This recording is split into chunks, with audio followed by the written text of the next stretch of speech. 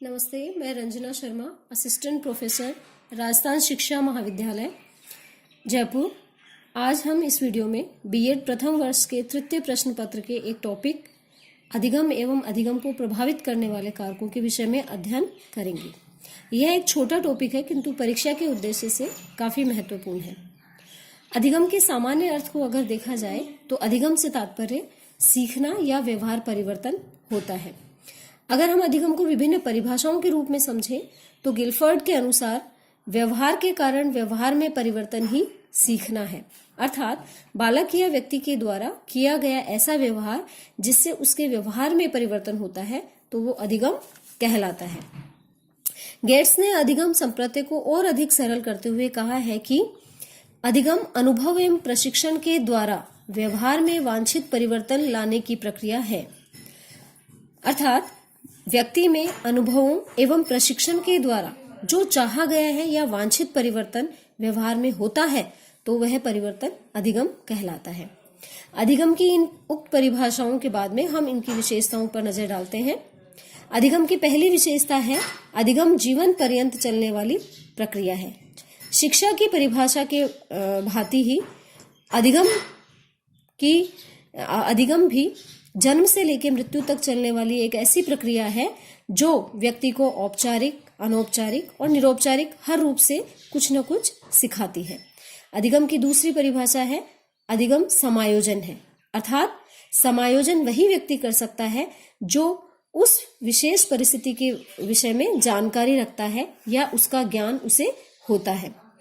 अधिगम की तीसरी परिभाषा के अनुसार अधिगम सार्वभौमिक प्रक्रिया है, अर्थात अधिगम किसी एक देश, काल या परिस्थिति पर निर्भर या वहां तक नियंत्रित नहीं होता है, बल्कि ये हर एक परिस्थिति, देश एवं काल में निरंतर चलने वाली एक प्रक्रिया है। और इसकी अंतिम विशेषता है अधिगम एक उद्देश्यपरक प्रक्रिया है, अर्थात अधिगम हम उसी को मानते हैं जिसके पीछे किसी न किसी तरह का कोई सकारात्मक उद्देश्य होता है। अधिगम की विशेषताओं के उपरांत अब हम अधिगम के मुख्य बिंदु पर आते हैं कि अधिगम को प्रभावित करने वाले कारक कौन कौन से हैं।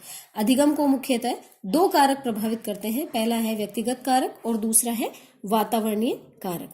सर्वप्रथम हम व्यक्तिगत कारकों को लेते हैं।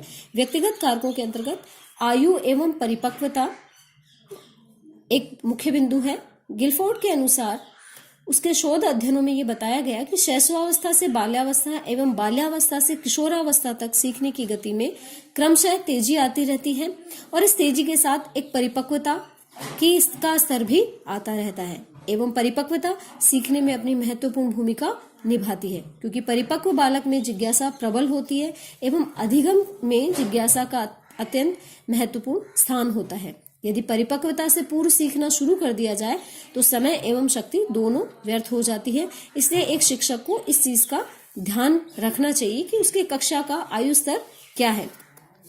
इसको हम इस उदाहरण से भी समझ सकते हैं कि 8 से 10 वर्ष तक के बालक को साइकिल सहजता से सिखाई जा सकती है, लेकिन हम चाहें कि भारी वाहन चलाना भी वो उतनी ही सहजता से सीख जाए तो ये असंभव प्रतीत होता है। अतः बालकों को सिखाई जाने वाली क्रियाएं उनकी आयु एवं परिपक्वता के अनुकूल होनी चाहिए। दूसरे बिंदु में शारीरिक एवं मानसिक स्वास्थ्य को बताया गया है।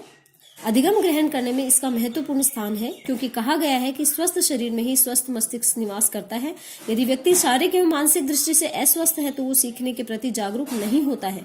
शारीरिक व्याधि अथवा अपंगता जैसे कम सुनना, कम दिखना, लिखने में असहजता, सांवेगिक विकार, चिंता, तनाव आदि अधिगम को प्रभावी बनाने में बाधा उत्पन्न करती है। वहीं इसके विपरीत वह इसे और अधिक प्रभावी भी बना सकती है।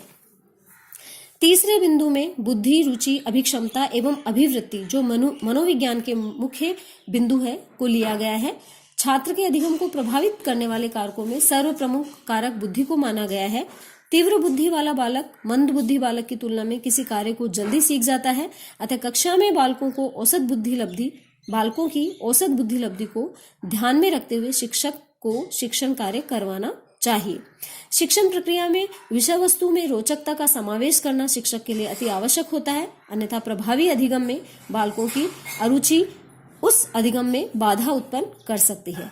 अभिक्षमता एक जन्मजात प्रतिभा होती है जिसे भिन्न भिन्न अवसरों एवं प्रशिक्षण द्वारा विकसित किया जा सकता है। अतः शिक्षक समय समय पर विषय वस्तु एवं छात्रों की अभिक्षमताओं को ध्यान में रखकर अधिगम को सरल एवं प्रभावशील बना सकते हैं।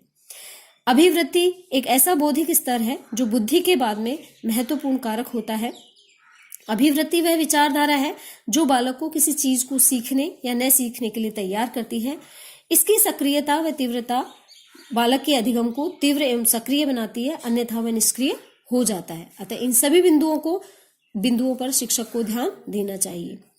इसके अतिरिक्त अभिप्रेरणा एवं सीखने की इच्छा, किसी कार्य को सीखने के लिए बालक जितना अधिक अभिप्रेरित होता है वह अधिगम उतना ही अधिक सक्रिय रूप से कर पाता है। अभिप्रेरणा एवं सीखने की इच्छा थॉर्नडाइक के उस तत्परता के नियम पर आधारित है जिसमें कहा गया है कि जब तक बालक तत्पर नहीं होगा किसी कार्य को, तब तक वो किसी चीज को सीख नहीं सकता, चाहे हम उसके लिए उसे किसी भी प्रकार की सुविधाएं प्रदान क्यों न कर दें। अधिगमकर्ता का अंतिम जो कारक बनता है वह है अधिगमकर्ता का लक्ष्य। लक्ष्य जितना महत्वपूर्ण होगा सीखने के लिए, सीखना भी उतना ही तीव्र एवं स्थायी होगा। यानी अधिगमकर्ता किसी विषय वस्तु को क्यों सीख रहा है, उसके पीछे उसका क्या लक्ष्य है, लक्ष्य सुदृढ़ है या नहीं, उसके पीछे वो फ्रूटफुल है या नहीं, ये भी बहुत महत्वपूर्ण स्थान रखते हैं। तो ये व्यक्तिगत कारक है जो बालक में व्यक्तिगत रूप से उसके अधिगम को प्रभावित करते हैं। इनके अतिरिक्त कुछ वातावरणीय कारक भी होते हैं जो अधिगमकर्ता के अधिगम को प्रभावित करते हैं। इसमें पहला है भौतिक कारक।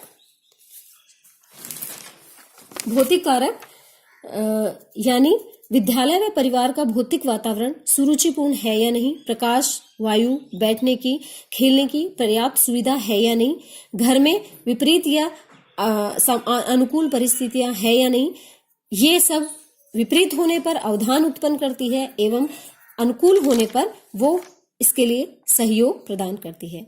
सामाजिक वातावरण भी बिल्कुल इसी की तरह लोकतांत्रिक अगर है तो कक्षा का वातावरण भी लोकतांत्रिक होगा और बच्चे को प्रश्न पूछने एवं बाल का केंद्रित शिक्षण प्रक्रिया को चलाने में सहायक बनता है, जो उसके अधिगम को और अधिक प्रभावी बनाता है। इसके अतिरिक्त समय अधिगम ग्रहण करने का समय क्या है, प्रातःकाल या संध्या के समय, ये दोनों अधिगमकर्ता पर निर्भर करता है। इसके अलावा दो विषयों को पढ़ाने के बीच का अंतराल किस तरह का है, ये भी, इसलिए एक शिक्षक को समय सारणी बनाते समय इन चीजों का ध्यान रखना चाहिए। इसके अतिरिक्त थकान एवं आराम, बालक को समय समय पर सिखाते समय थकान को दूर करने के लिए मध्यांतर में पोषाहार, खेलकूद की व्यवस्था, व्यायाम आदि उपायों को करके भी थकान दूर की जा सकती है एवं उन्हें आराम प्रदान करके भी अधिगम को प्रभावी बनाया जा सकता है। इसके अतिरिक्त पाठ्य सहगामी क्रियाएं। शिक्षा मनोविज्ञान के अनुसार पाठ्यक्रम में वाद विवाद प्रतियोगिता, निबंध, अंताक्षरी, भ्रमण, छात्र संघ, अभिनय, नाटक, संगीत जैसी पाठ्य सहगामी क्रियाओं को स्थान देने से बालकों के सर्वांगीण विकास में बहुत सहयोग मिलता है तथा इनके द्वारा भी उनका अधिगम सक्रिय बनता है। और हमारा अंतिम बिंदु है अध्यापक एवं अभिभावक की भूमिका। अधिगम उस समय तक प्रभावशाली नहीं हो सकता जब तक कि अध्यापक एवं अधिगमकर्ता अपनी महत्वपूर्ण भूमिका का निर्वहन नहीं करता। इस हेतु समय समय पर शिक्षा एवं मनोविज्ञान में नवीनतम अन्वेषण एवं नवाचारों का प्रयोग होता रहा है, जिसके लिए इन लोगों को तत्पर रहना चाहिए। इस प्रकार हमने देखा कि केवल विषय वस्तु को पढ़ा देना मात्र सीखने के लिए महत्वपूर्ण नहीं है, अपितु उपरोक्त कारकों के द्वारा भी अधिगम को प्रभावी बनाया जा सकता है। अतः एक शिक्षक एवं अभिभावक होने के साथ साथ अधिगमकर्ता को भी इन चीजों का, इन कारकों का ध्यान रखना चाहिए। ये टॉपिक हमारा यहीं समाप्त होता है। धन्यवाद। घर पर रहें, सुरक्षित रहें, स्टे होम, स्टे सेफ।